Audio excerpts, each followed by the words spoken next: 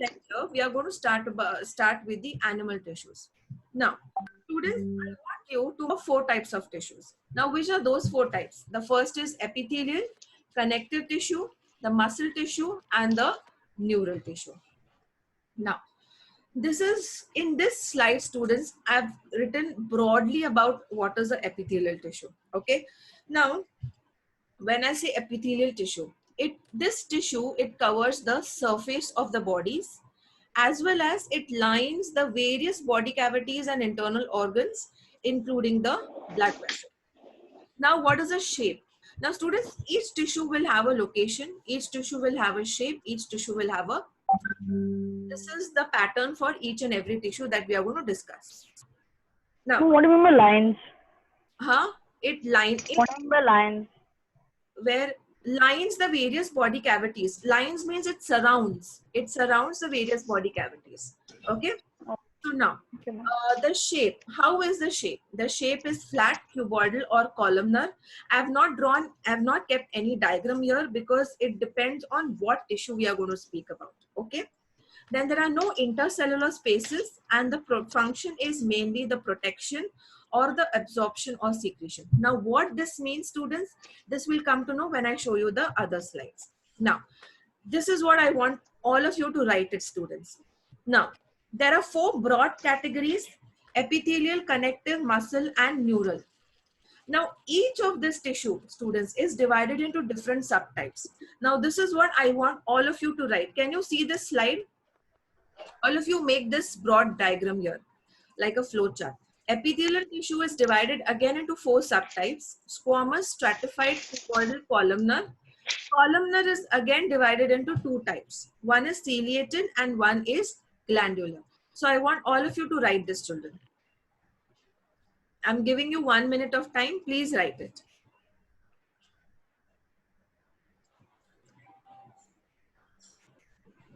Ma'am, Yes? ma'am, can you change the chat to your private because everyone are chatting and so it is disturbing. Who is chatting? There's no need to chat, children. Because, you know, sometimes I'm trying to do something, but it's not happening. Children, please don't chat. Let us, 1 minute.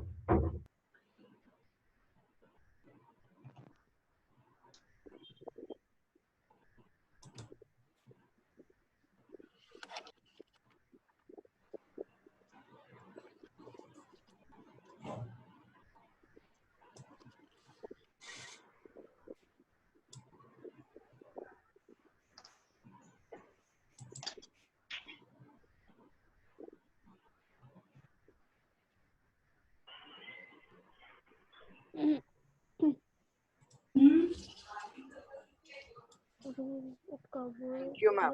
surface of the body lines various body cavities and. Can you go to the previous slide 1 minute? Yeah. 1 minute.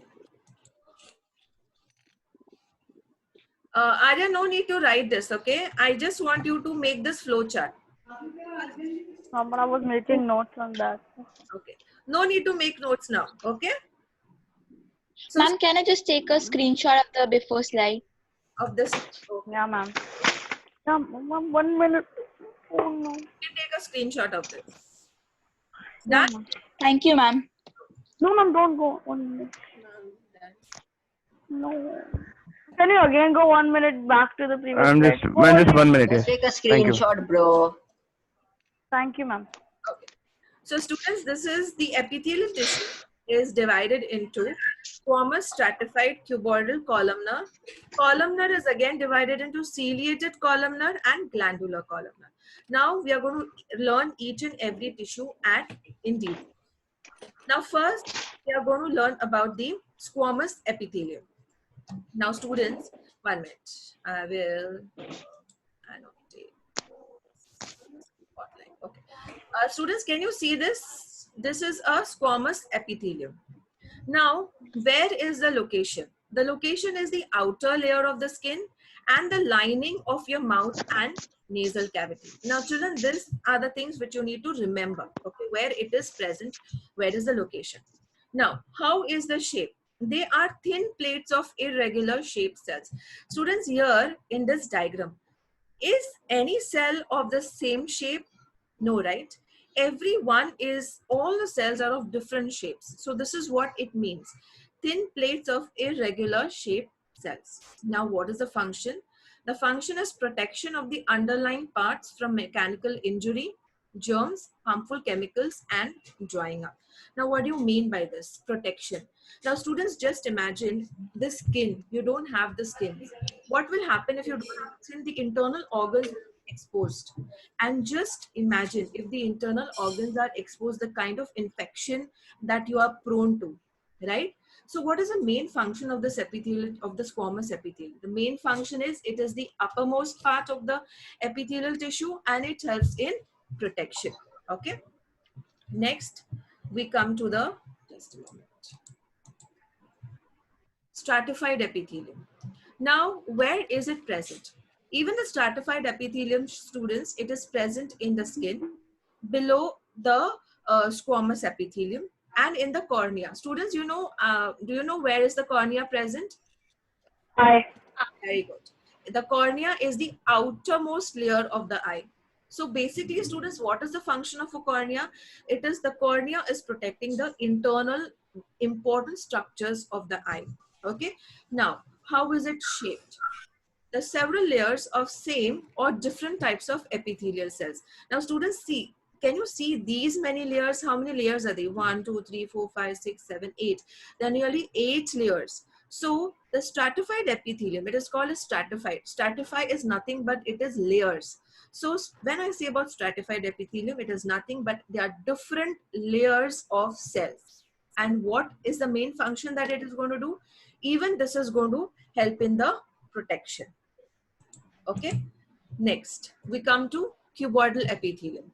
Now, students, cuboidal epithelium, this is the structure of a cuboidal epithelium.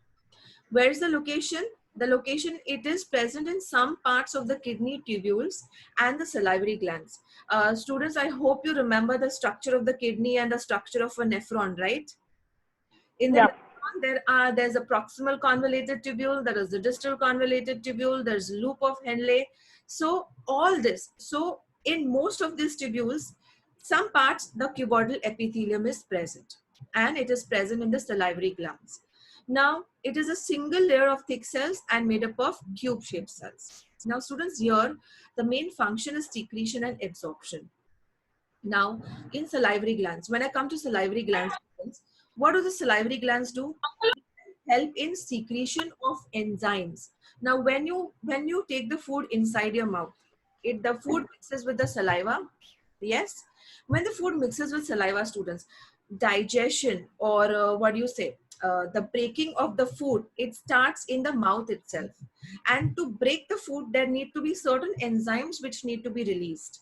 So where are these enzymes going to be released from? They are going to be released from the salivary glands.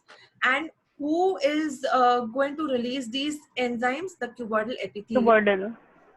Going to release the enzymes. And so the basic difference is only in the structure, no? Yes, it's only in the structure. Okay. And some functions also. Yes, structure, the functions, and the location. Okay. So, ma'am, in the exam, if there's a question that they could have come a question where they show a type of cell, epithelium cell, and then tell to identify that cell. So it will come like that also. Yes, it might come in. It might come in. Okay. But students, we will not only give you epithelial tissue, because in the epithelial, see, this is epithelial tissue, right? We will specify which exact tissue we want. We will tell you whether we want the squamous, or whether we want the stratified, or whether we want the cuboidal epithelium. Okay? We will specify everything. So, the second function is kidneys. Now, students, in the kidneys, when we come to the kidney, in kidney, there is a process which is called as selective absorption, right? In selective absorption, students, what happens? The water is absorbed. The glucose, the products of digestion, nutrition, that is absorbed.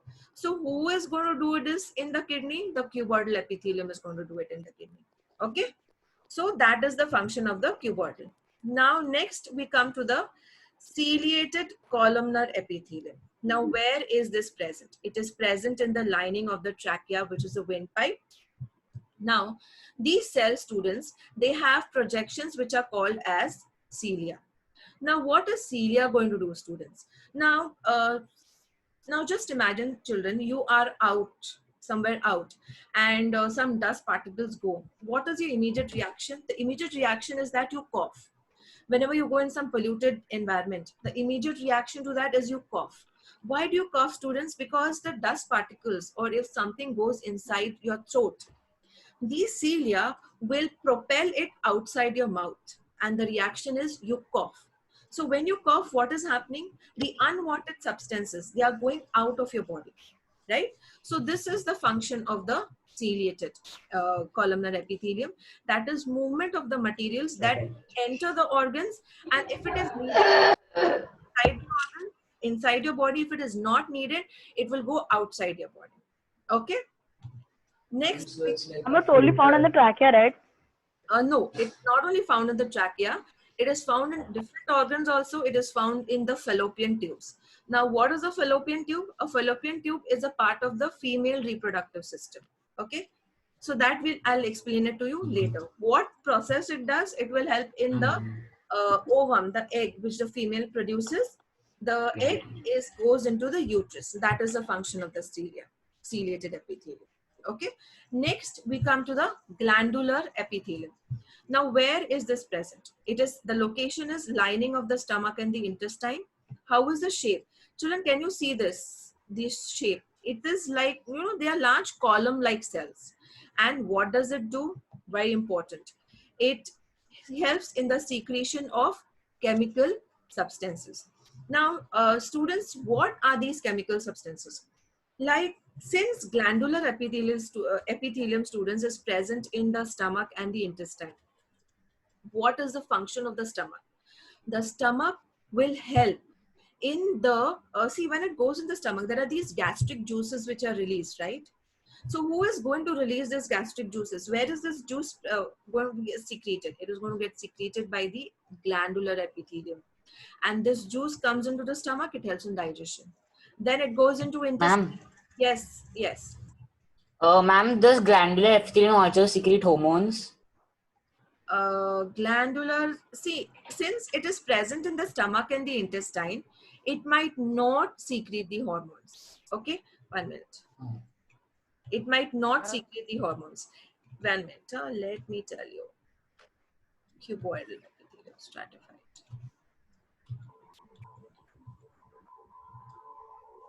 Just a moment, students. I'll just clarify your doubt.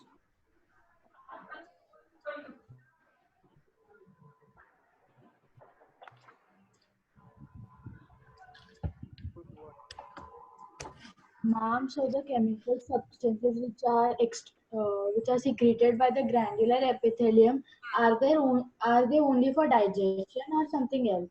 Yes, they are for digestion, because see, in the stomach they will help you to secrete the enzymes which helps in digestion. But in the intestine, what will happen, students? Tell me what happens in the intestine. There is Nutrients are absorbed and are poured in the bloodstream. Yes. So these some of will help in the absorption, some of it will help in also the secretion, because students, digestion also continues in the intestine. Clear, everyone? So what substance will secrete? All the enzymes, which are the different types of enzymes which are there in the intestine and the stomach. There's this gastric juices, right? There's sucrase, there is lactase, there is erepsin, there is trypsin. All those enzymes. Forgot what we did in the 7th standard? Nah, I don't know. What about bile? Bile. Bile is, who produces the bile? Liver. The liver. So from the liver we get the bile into the intestine, right? So that's also an enzyme? Yes. So see, what I'm basically trying to say is, all these glandular epithelium, though it is present in the stomach and the intestine, it will help in the secretion of substances which will help in digestion. Understood? Okay. Now we come to the next. So students, first was the epithelial. Okay. Now is the connective tissue. Now students, here I want you have a, yes. Now write this connective tissue. It is divided into 3 types. First is connective tissue proper, then is the supportive tissue, and then is the fluid connective tissue. The connective tissue proper, Ma'am. tell me. Nothing, ma'am. Now children, please write this, draw this flow chart also in the page for the connective tissue. Or you can take a snapshot, whatever is okay with you. Ma'am, the connective tissue proper also has ligaments and tendons. What? The connective tissue proper subtype also has ligaments and tendons. Ligaments and tendons, yes. We are going to learn about it. I'll tell you. Can we go one slide before? Yes. This I'm going to explain it to you students. You can draw this in your book. Thank you, ma'am. Yeah. Children, what are you going to do? Are you going to write it or are you going to take a snapshot? A snapshot. Ma'am, snapshot. Okay, so Ma'am, I'll write it later. okay, so that's faster. Good, good. Very nice. Ma'am, just a second. Yes. I'm writing, ma'am. Okay. I'll give time. Don't worry. Ma'am, I'm writing. Previous slide of connective tissue. These are all living tissues, no? Yes, yes. Everything is living. Ma'am, for the supportive tissue, there are ligaments and tendons, right? In the supportive tissue. And ma'am, in the supportive tissue, there are ligaments and tendons and all that stuff. Yes, yes. Ma'am, can you go to the connective tissue slide? Connective tissue. This one. The previous one. Okay. Yes. Yes, ma'am. Children, can I move on to the previous slide? Have you all copied? 1 minute. Okay. 1 minute. Yes, yes. Yes, ma'am. Yes, ma'am. Okay, great. Now, children. 1 minute, ma'am. 1 minute. Yes, Ma'am, could you go to the connective tissue slide one? yes, 1 minute. I'll go. Yes, ma'am. Anshuman, why don't you take a picture? Yes, ma'am. Done. Not lazy. Right.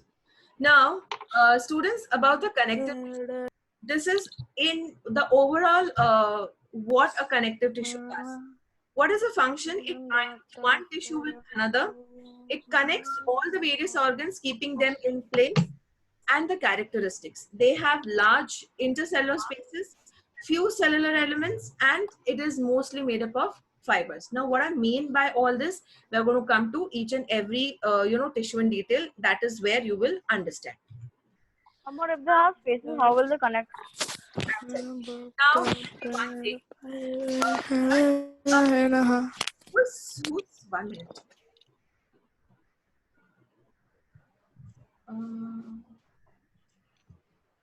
Ranbir. Ma'am, somebody called QWERTY. Why is it not? Why can't I mute all the participants? I don't understand. Ma'am, we'll Ma'am, mute we can ourselves. unmute ourselves. Acha.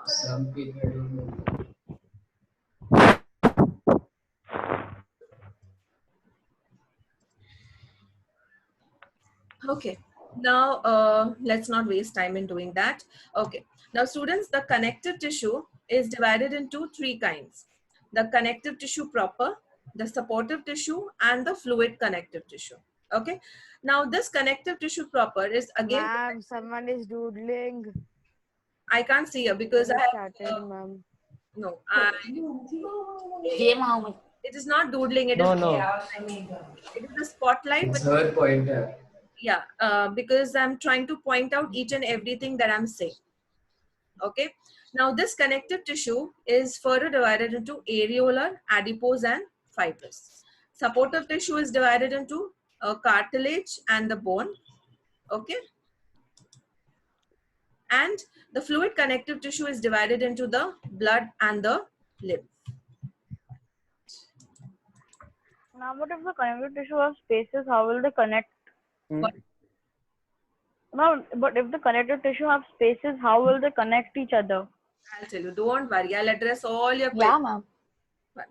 Now, first we are going to come to the connective tissue proper. Now, in connective tissue proper, students, the first tissue is the areolar tissue. Where is it present? It is widely spread across the epidermis of the skin. It makes the skin elastic and helps it to withstand the pulling strain. Now, children, do you remember in the first slide, I had told you that what is present what is the outer layer of the skin? Epidermis. Epidermis. Epidermis. 1 minute. Squamous epithelium. Squamous epithelium. Yes, the squamous epithelium, right? But who is going to connect the squamous epithelium? The squamous epithelium. Connective tissue. Everything is Connect. every tissue is made up of cells. But who is going to bind those cells together? It is the areolar tissue. Okay, when it's something like a glue. It's like a glue between those cells. So that is the function of the areolar tissue. It's widely spread, occurs beneath the epidermis of the skin.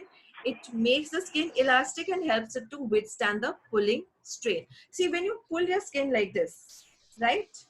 What is happening? Your skin is getting pulled, right? So it helps it to withstand that pulling strain. Otherwise, what will happen? If I pull the skin, it will just hang like this. It will not come back. So who is doing that? Who is withstanding that pulling strain? The areolar tissue. Areolar. Okay. The next we come to the adipose tissue. Now students, this tissue is very important. Why? Because the cells, meeting will end. Okay. The cells that stores fat, the tissues. Ma'am, I thought that picture was Pani Puri. Okay. The tissue forms padding under the skin. Now students, if the meeting ends in 10 minutes, you again join back. Okay, because my time is till 11:30. You join back. You join the same link again. Right? Ma'am, can you give us 5 minutes after this?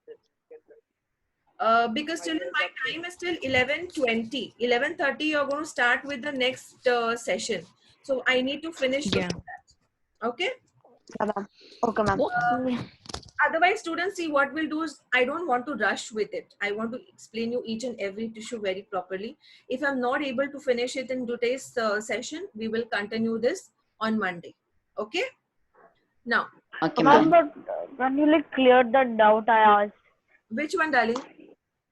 If the connective tissue has spaces, how will it connect each other? See, when you're saying about space, it's not like one cell is here and one cell is here. No, it never happens like this. That space is like, in between two cells, there is very small space. But that space helps you to connect each and every organs together. Like just imagine, your heart is present on the upper part of your body, okay? Your digestive system. So how are those two systems connected? There is a vast, spread of capillaries, veins, and arteries inside your body. And when those are, the same blood, the same vein or the same artery is supplying blood from the heart to the various organs, right? So in that sense, they are connected to each other. Are you understanding, Arya? Yeah, ma'am. Thank you, ma'am. Are connected. Everything inside a body is connected with the help of arteries, veins, and capillaries. And what runs inside that? The blood is running inside it. So what is blood? Blood is a connective tissue. Are you understanding? Yeah. Yes. Okay. Now, the tissue binds each other. Yes. The yes. tissue just okay. It's binding. It's connecting all the organs together, right? Because just imagine, without the blood, if there's no blood inside your body, where is each and every cell going to get the oxygen from, right? Forget about oxygen. Blood is also the medium through which all the nutrients are passed, or they pass through each and every cell of your body. So it's the blood which is supplying the oxygen, is supplying the nutrients to each and every cell of your body. So in that sense, it is connecting all the organs together. Got it? If the adipose tissue only stores fat and acts as insulation, how is it a connective tissue? Because just imagine if it is, because this tissue, it surrounds your entire skin, children. and it is because of this heat is insulated inside. We are warm blooded, right? Just imagine if this adipose tissue is not there, what will happen when it is cold? Your body will be cold. How can you survive in the cold, right? Since we are warm blooded, what happens when we go in chilly areas? Still we can retain that heat inside our body and we can survive, right? Are you understanding? How does it connect? Yes. Because it is there, all it is surrounding, it is below your epidermis, it is, you know, it is all over the skin. In that way it is like a layer, it is like a layer to your body. Ma'am? It is a layer, it is connecting, it is helping in protection, it is helping in retaining the heat inside your body. Okay. Ma'am? Yes. Ma'am, can someone survive without a proper connective tissue proper? No. How is it possible? I'm like only like one. Like, can he survive without a areolar or without an adipose? I'm to be specific now. See, what is the areolar tissue going to do? It is going to give you that, you know, it's going to withstand that pulling activity. Just imagine if that cannot be done. Now, if I pull it like this, your skin will hang down. So all your areas are going to hang down. Can you imagine yourself like that? Ma'am, so like in old people, like their skin is much Yes. wrinklier, ma'am. So how? What is happening is, as very good question. Now, students, see, as you age, your cells are going to die. So what is happening when, or they might not die, they might be non-functional also. So these tissues, the areolar tissue, the adipose tissue, what happens? They don't function like, suppose when you're young, all your cells are functioning up to 95% of the capacity. But as you grow older, right? As you grow older, the capacity of the functioning of the cells that gets decreased. So if it is decreased by 50% or 40%, what will happen? The cells which are dying, what will happen to them? They are no longer functioning. When they no longer function, what happens? You will get those wrinkles on your skin, on the entire skin, on your, you know, on your legs, on your thighs, on your stomach. This is what happens when your cells you start dying, and this happens when you start aging. Have I answered your question? But then why, like in some people, it like degenerates very quickly. Like in some people, you know, their skin gets wrinkly like the age of 50, 53 only. Like, but in some cases, like till 60 also, they are like Yes. very. Now that, you know, that depends on how healthy your lifestyle is. Because just imagine, students, all these cells. Now, do you think your cells are not getting affected because of the kind of pollution that you're leading into? All these pollutions, they have so many harmful chemicals. They are actually, you know, affecting your cells. But if you take good care of your cells, and how can you take good care? By cleaning your body, right? Good food, healthy food. If you eat foods like, you know, some people, they smoke, they have alcohol, we are exposed to so much pollution, you know, yeah, drugs, it is going to affect your body. And it's because of this. Just imagine the people, you eat green leafy vegetables, you have lemon has a lot of vitamin C. Vitamin C has this property of having antioxidants inside your body. When these antioxidants, when there are so many antioxidants, it will stop the aging process, because the harmful chemicals are, you know, they are getting diluted because of this. So you have a healthy lifestyle, you exercise, you eat good food, you will stay healthy longer and you will look younger. Why do you think all these actresses, these famous celebrities, I mean, they do only that? They are maintaining a healthy lifestyle. The kind of breakfast they are including leafy vegetables, you know, everything is being taken care of. That's the reason. Have I answered your question, Krishna? Yeah. Thank you so much. I'm still to understand like how adipose is a connective tissue. It just helps like in a proper insulation and it provides heat. Yes. Just imagine. Okay, I'll answer your question also. What does it connect? It is it's not, see, don't just think into connecting. It is helping in protection, because this adipose tissue it's present beneath the skin. Now, I'll tell you one thing. This adipose tissue is not there in your on your hands. Okay, and it is there on the rest of your body. Now just imagine your hands, when you're exposed to cold conditions, your hands will be so cold, your hands will be numb, you'll not be able to do anything.